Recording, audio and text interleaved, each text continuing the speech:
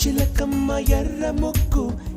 ముక్కులే పిల్లవాకు పూవై పూసిన ఎర్ర రోజా పూత గులాబీ పసిపాదం ఎర్రాని రూపం ఉడికే కోపం ఎర్రాని రూపం ఉడికే కోపం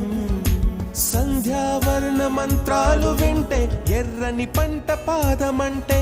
కాంచనాల జిలుగు పచ్చ కొండ బంతి గోరంత పచ్చ పచ్చ